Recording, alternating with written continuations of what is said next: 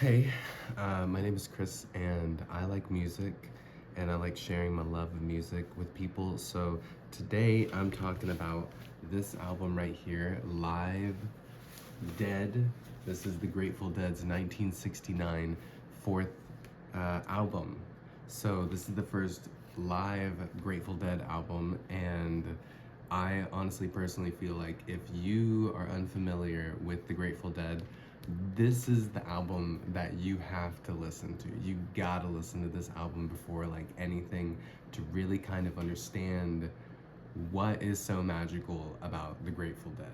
You know, I know people, friends, family who they'll listen to something by the Grateful Dead, usually like popular mainstream song, and they come back to me and they're pretty much like, I don't get it. I don't understand why they sound like country rock, typical country rock band.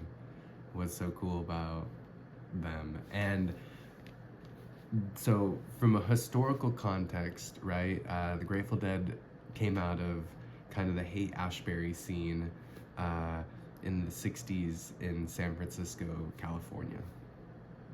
And they were one of the kind of pioneering psychedelic bands of the time, along with like Jefferson Airplane. Um, and they were notable for having these really long, extended kind of jam sessions at their concerts or their shows. This album illustrates that perfectly. Um, if you are unfamiliar with the Dead and you go to a show, or you happen to have the ability to listen to this album, which I'm sure most of us, if you're here watching this video, then you probably do. Um, do it, because this is what the experience is. Okay, you tune in to their performance, and wherever it takes you, it's a freaking journey. What we have in terms of the set list, if you will, this is kind of the entire album is composed, I think, of three different events or concerts that happened in 1969, in the early part of 1969. So I think it was January through February that they were recording, and then this eventually got released, I think, in March, but don't quote me, sort of thing. So our set list is Dark Star. So one side of one of the discs, one vinyl is just Dark Star, just a freaking, I think it's like 15-minute long Dark Star. And then we go into Saint Stephen the 11. We got Love Light, which I think also takes up its own side. And then Death Don't Have No Mercy, and We Bid You Goodnight. So if I didn't say it, this is a double LP, meaning you have two vinyl, and so that makes four sides total. Yeah, and honestly, the coolest thing about this album is it's really meant to play seamlessly. You know, just kind of one song kind of transitions into another seamlessly, and the incredible historical context about this album is that this is like one of the first live albums,